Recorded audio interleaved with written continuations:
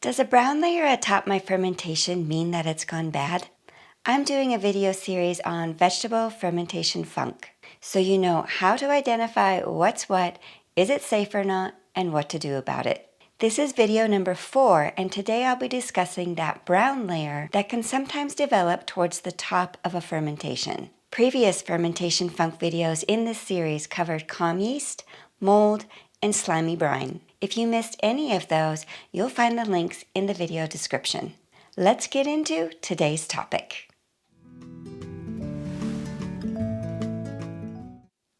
To state the obvious, the brown layer signifies that something different is going on from the normal.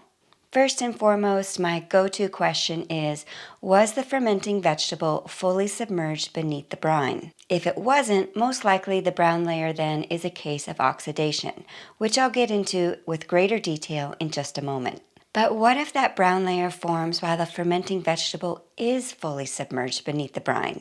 Now we've got something else going on other than oxidation. In either case, is the fermentation a loss? Probably not, but let's get into both scenarios a bit more. I'm going to start with one scenario of oxidation and then cover the other scenarios that are not oxidation. I need to address these separately because their causes are different. First up, oxidation due to the vegetable fermentation not being fully submerged beneath the brine. Here's an example of a beet sauerkraut. It went through a successful 3-week fermentation period and then was placed in the refrigerator. After fridge placement, the brine dropped and you can see the darker layer that developed towards the top here due to what appears to be a classic case of oxidation. Here's what you do. Take a clean utensil and remove all the brown oxidized food material until you're down into the more vibrant colored fresh content. To determine if it's safe or not to eat, I'm going to take you through the following fermentation checklist. Smell. Does the fermentation smell foul and offensive or soury sweet? Sight. Are there any other visual signs that are odd, such as colors or growths? Or does all look normal? pH. With pH strips or a meter, test the pH of the brine. Is it above or below 4.5? A pH above 4.5 can indicate an unhealthy and unsafe ferment. A pH below 4.5 can indicate a healthy and safe fermentation. In alignment, of course, with the answers of number 1 and 2, smell and visual inspection. If the fermentation passes all 3, smell, sight, and pH, then the vegetable fermentation is safe to eat. At this point, feel free to take a taste test. If it tastes good to you, then place the fermentation in the refrigerator and eat from it at least once or twice a week to prevent reoxidation. Now for the other scenario. What's going on with that brown layer when it forms and the vegetable fermentation is fully submerged beneath the brine? It could be a couple of things. I'll cover both, starting with fructans and then microbial succession. Here's the question. Is the brown layer that's forming beneath the brine, does it contain any of the following vegetables, such as red cabbage, root or vine vegetables, such as carrots, beets, or zucchini? What about fruit? Is there any fruit in the fermentation, such as apple or pear? Fructan levels can affect fermentation behavior. Simply put, fructans are a type of carbohydrate made by a chain of fructose molecules strung together. Just about all vegetables have fructans to some degree. Red cabbage and some root and vine vegetables contain more fructans than others.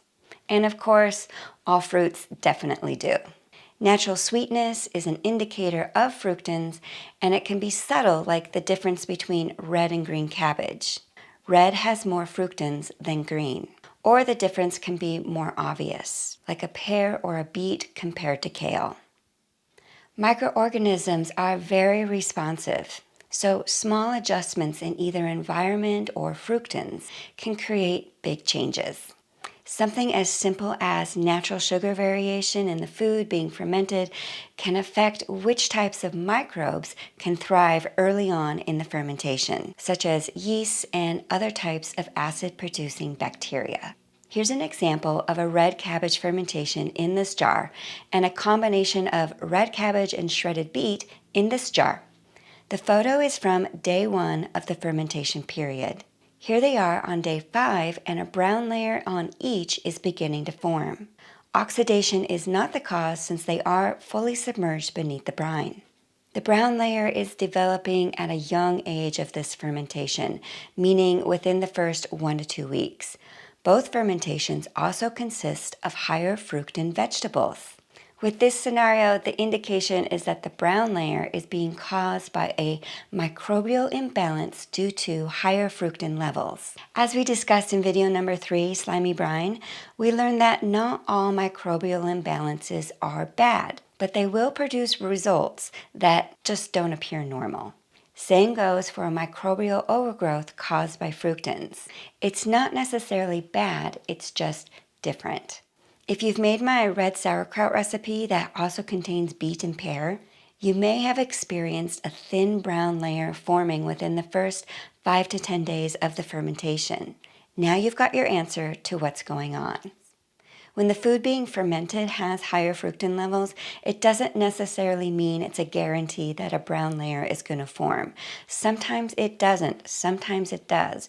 We're dealing with live microorganisms here, but I'm making this informative video so that if it does happen in your situation, you're not frustrated or you don't toss out the whole fermentation when it may not need to be. But of course, to be sure that it is safe to eat, go through the fermentation checklist of smell, sight, and pH that I've already given in this video. And just a note, high fructan fermentation recipes typically can't go for the long haul at room temperature like a straight up green sauerkraut can. Still ferment them, they're incredibly healthy and they create fermentation variety in your diet. Just be aware of the fact and perhaps adjust the fermentation length of time on the countertop or the temperature environment. Ultimately though, you will need to store them long term in the refrigerator after the fermentation period on the countertop. In this next example, you're going to see the impact temperature can make even with a low fructan fermentation like traditional green sauerkraut. Now, active fermentation is going to happen faster and faster as temperatures increase. For example, a sauerkraut fermented at 80 degrees will advance much faster than a sauerkraut fermented at 60. These are 2 green sauerkrauts fermented in different temperatures. This one fermented at room temperature in the main house, around 75 degrees for 5 months.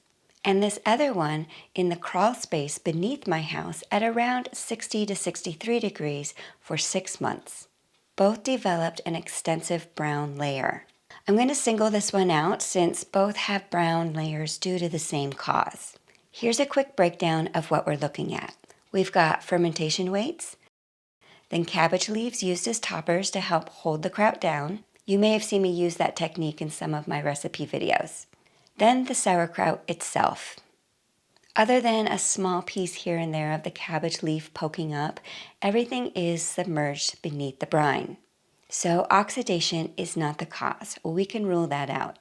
Although both contain a small amount of carrot, I don't believe fructans to be the culprit because the brown layers did not begin to develop until the end of the 2nd month into the 3rd month. Remember, a fructan-caused brown layer will begin rather quickly within the first 1 to 2 weeks, so we can rule that out as well. I've briefly touched on in other videos that there are multiple successive microbial stages of fermentation.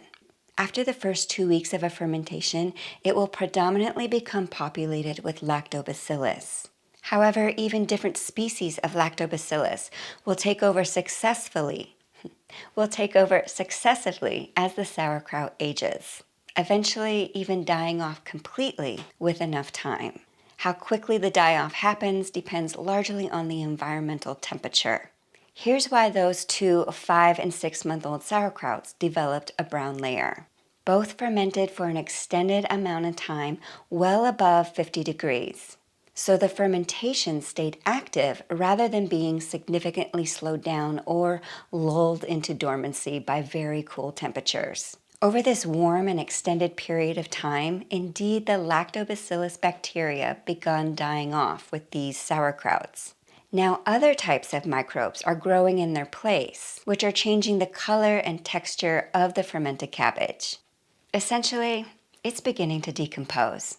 In other countries and in ancient fermentation recipes, when things were fermented for months and months over the fall and the winter, it was done in a root cellar or with crocks buried in the ground. The average temperature being around 50 degrees, maybe even as cool as the 40s, but definitely not 60 degrees or above like these sauerkrauts were. However, these sauerkrauts may not be a loss. So I'm going to use a clean utensil and remove the top brown layer well into the normal and healthy looking portion. From here, I'll do the fermentation site, smell, and pH checklist. Then I'll decide if I want to save and eat this sauerkraut. You could do the same thing. You don't have to eat it, but you can if it passes the fermentation checklist of safety. I've got one more video coming in this series on preventing fermentation funk.